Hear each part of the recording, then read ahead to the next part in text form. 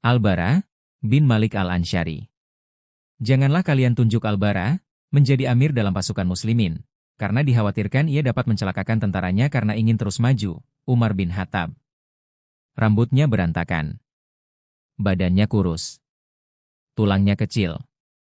Gesit dan sulit dilihat.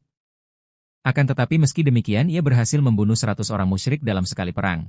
Selain orang-orang yang berhasil dibunuhnya dalam perang-perang yang diikutinya bersama para pejuang. Dia adalah orang yang gagah berani dan pantang mundur. Demikian tulis Umar dalam sebuah surat yang ia tujukan untuk para pembantunya. Janganlah ia ditunjuk sebagai pimpinan pasukan muslimin karena khawatir mereka semua terbunuh karena maju terus. Dialah Al-Bara bin Malik al-Ansyari, saudara Anas bin Malik pembantu Rasulullah Shallallahu Alaihi Wasallam. Jika aku paparkan semua kisah kepahlawanan Al-Bara bin Malik pasti akan membutuhkan banyak ruang dan halaman. Karenanya aku hanya akan menceritakan satu kisah saja dari kepahlawanannya yang dapat memberikan gambaran kepadamu tentang kisah kepahlawanannya yang lain. Kisah ini dimulai saat Rasulullah Shallallahu Alaihi Wasallam wafat dan kembali ke pangkuan Tuhannya. Saat beberapa kabilah Arab keluar dari agama Allah secara berbondong, seperti saat mereka masuk ke agama tersebut secara berbondong. Sehingga yang tersisa hanyalah para penduduk Mekah, Madinah, Taif dan beberapa kelompok di sana-sini yang Allah tetapkan hatinya untuk terus beriman. Abu Bakar As-Siddiq tetap tegar menghadapi fitnah yang merebak ini. Ia tegar bagai gunung kokoh yang tak bergeming. Ia menyiapkan 11 pasukan yang terdiri dari kaum Muhajirin dan Ansyar. Beliau juga menyiapkan 11 panji yang masing-masing dibawa oleh panglima pasukan tadi. Ia mengutus ke-11 pasukan tadi ke seluruh penjuru Arab untuk mengembalikan mereka yang murtad kepada jalan petunjuk dan kebenaran, dan untuk menggiring orang-orang yang sesat menuju jalan yang lurus lewat sabanya pasukannya adalah Bani Hanifah yang menjadi para pendukung Musailamah Al-Kadzab.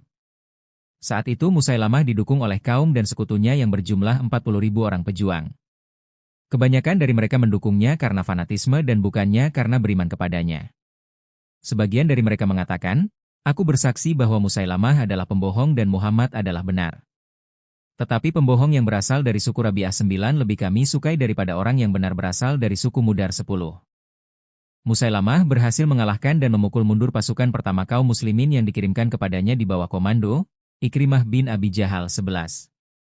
Lalu Abu Bakar mengirimkan pasukan muslimin kedua kepada Musailamah di bawah komando Khalid bin Walid di mana pasukan tersebut dipenuhi dengan para tokoh Ansyar dan Muhajirin.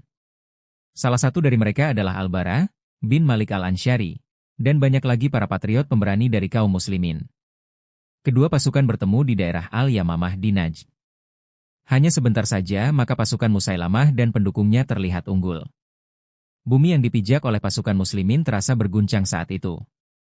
Kaum muslimin mulai bergerak mundur dan terjepit. Sehingga para pendukung Musailamah dapat menyusup ke tenda induk Khalid bin Walid. Mereka mencabut tali dan tiang tenda tersebut, bahkan mereka hampir saja membunuh istri Khalid kalau saja tidak ada seorang dari pasukan muslimin yang melindunginya. Ketika itu kaum muslimin merasakan bahaya yang begitu besar. Mereka menyadari bahwa bila mereka sampai kalah oleh Musailamah maka Islam tidak akan berdiri tegak lagi dan Allah Subhanahu wa Ta'ala tidak akan pernah disembah lagi di Jazirah Arab. Khalid langsung bangkit menuju pasukannya. Ia memulai mengatur kembali pasukannya. Ia mendahulukan kaum Muhajirin di pasukan depan dan Ansyar di belakang. Dan ia menempatkan orang-orang Badui dan anak-anak yang berasal dari satu bapak dengan satu panji agar ia dapat mengetahui musibah yang menimpa setiap regu dalam peperangan ini, dan juga agar ia tahu dari sisi mana kaum muslimin diserang. Maka terjadilah perang di antara dua kubu yang begitu hebatnya. Kaum muslimin belum pernah menjalani peperangan yang begitu dahsyat seperti ini sebelumnya. Kaum Musailamah telah berdiri dengan congkaknya di medan perang seolah mereka bagai gunung yang tak bergeming dan mereka seolah tidak peduli akan banyaknya korban yang mereka terima. Dan kaum muslimin saat itu didukung oleh para pahlawan yang bila dikumpulkan dalam tulisan maka akan menjadi sebuah kisah kepahlawanan yang amat menarik. Terdapat di sana Sabit bin Qais pembawa panji Al-Ansyar yang telah menyiapkan peralatan kematian, kain kafan dan menggali sendiri kuburan untuk dirinya. Ia masuk ke dalam lubang yang digalinya tersebut sehingga mencapai separuh dari betisnya. Ia berdiri tegap dalam posisinya itu. Ia berjuang mempertahankan panji kaumnya sehingga ia binasa dan menjadi syahid.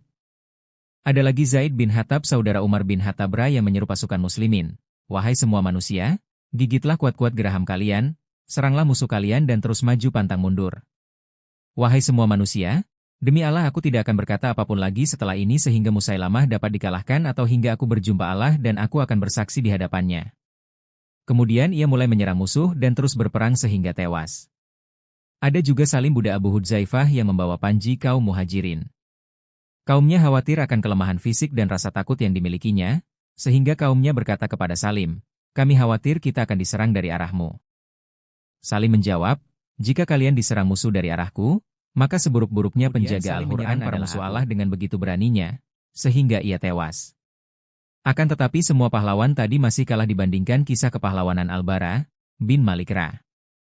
Hal itu karena saat Khalid melihat perang berkecamuk dengan begitu dahsyatnya, ia menoleh ke arah Al-Bara bin Malik sambil berkata, "Seranglah mereka, wahai pemuda Ansyar." Maka Al-Bara pun melihat ke arah kaumnya dan berkata, "Wahai kaum Ansyar, janganlah salah seorang pun di antara kalian berpikir untuk kembali ke Madinah. Tidak ada lagi Madinah bagi kalian setelah hari ini, yang ada hanyalah Allah saja, dan surga." Kemudian Al-Bara dan kaumnya membawa panji mereka untuk menyerang kaum musyrikin. Dan ia terus menyerang membuka barisan lawan. Ia menebaskan pedangnya di leher para musuh Allah sehingga Musailamah dan pendukungnya terjepit. Mereka mundur ke sebuah taman yang terkenal dalam sejarah dengan sebutan Hadikatul Maut, Taman Kematian, karena banyaknya korban yang mati di hari itu. Hadikatul Maut ini adalah sebuah bidang yang luas dan memiliki tembok yang tinggi. Musailamah dan ribuan tentaranya menutup gerbang-gerbang taman tersebut. Mereka semua berlindung dengan tembok-tembok tinggi yang ada di dalamnya. Dan mereka menembakkan anak panah mereka dari dalam taman tersebut sehingga anak panah tersebut bagaikan hujan yang turun dengan deras bagi kaum muslimin. Saat itu majulah sang pejuang Islam yang gagah berani bernama Al-Bara bin Malik sambil berseru, "Wahai kaumku, taruhlah aku di alat pelempar. Dan arahkanlah ke arah para pemanah itu. Lemparkanlah aku ke dalam taman dekat gerbangnya. Karenanya, bila aku tidak mati syahid, maka aku akan membukakan gerbang taman untuk kalian." Dalam sekejap Al-Bara bin Malik telah duduk di atas alat pelempar. Dia adalah seorang yang berbadan kurus. Maka para pejuang yang lain mengangkat dan melemparkannya ke dalam Hadikatul Maut di antara ribuan pasukan Musailamah. Di pihak musuh seperti kilat menyambar. Ia terus menyerang mereka di depan gerbang taman dan ia berhasil membunuh 10 orang dari mereka dan berhasil membuka gerbang. Dan ia mengalami lebih dari 80 luka panah dan sabetan pedang karenanya. Maka kaum muslimin langsung merangsek ke arah Hadikatul Maut dari seluruh penjuru pagar dan gerbangnya. Mereka menyabetkan pedang ke arah leher para kelompok murtadin, sehingga tidak kurang dari 20.000 dari pihak mereka menjadi korban termasuk Musailamah Al-Kadzab. Al-Bara bin Malik dibawa dengan kendaraannya untuk mendapatkan perawatan. Khalid bin Walid merawatnya selama sebulan penuh untuk menyembuhkan semua luka yang ada pada tubuh Al-Bara hingga akhirnya ia pun pulih kembali. Dengan keberanian Al-Bara, pasukan muslimin meraih kemenangan telak. Al-Bara telah mengobarkan semangatnya untuk mendapatkan kesyahidan dalam peristiwa Hadikatul Maut. Ia terus mengikuti perang demi perang karena ingin mewujudkan cita-citanya yang tertinggi itu dan karena rindu kepada Nabi Shallallahu Alaihi Wasallam, sehingga pada hari penaklukan kota Tustar 12 di negeri Persia. Persia saat itu dibentengi dengan salah satu benteng yang terletak di dataran tinggi. Kaum muslimin telah berhasil mengepung mereka dengan begitu ketatnya. Saat pengepungan tersebut berlangsung cukup lama dan pihak Persia sudah merasa semakin terjepit maka mereka membuat rantai besi yang mereka ulurkan dari pagar benteng tersebut. Di ujung rantai digantungkan penjepit yang terbuat dari baja yang disulut api sehingga lebih panas dari batu bara. Penjepit itu berputar mengenai tubuh kaum muslimin dan mencomot tubuh mereka. Pasukan Persia mengangkat tubuh kaum muslimin yang terkena jepitan tadi ke atas baik dalam keadaan mati yang bertugas menggunakan alat tersebut mengarahkannya kepada Anas bin Malik, saudara Al-Bara bin Malik. Begitu melihatnya, Al-Bara langsung melompat ke arah tembok benteng dan meraih rantai yang telah mengambil tubuh saudaranya. Al-Bara berjuang keras untuk menggoncang penjepit tadi untuk mengeluarkan Anas dari dalamnya. Tangan Al-Bara menjadi terbakar dan melepuh, ia tidak menghentikan usahanya sehingga saudaranya terbebas, dan ia pun jatuh setelah hanya tulang yang tersisa dari tangannya tanpa daging sedikit pun. Dalam peperangan ini, Al-Bara bin Malik Al-Ansyari berdoa kepada Allah agar ia diberikan mati syahid. Dan Allah mengabulkan permohonannya. Dan Al-Bara akhirnya mati sebagai seorang syahid yang amat rindu dengan perjumpaan dengan Allah Subhanahu wa Ta'ala. Semoga Allah Subhanahu wa Ta'ala menyinari wajah Al-Bara bin Malik di surga, dan membuat dirinya tenang dengan hidup bersama Nabi-Nya Muhammad Shallallahu Alaihi Wasallam. Semoga Allah meridainya dan ia ridha kepada Tuhannya.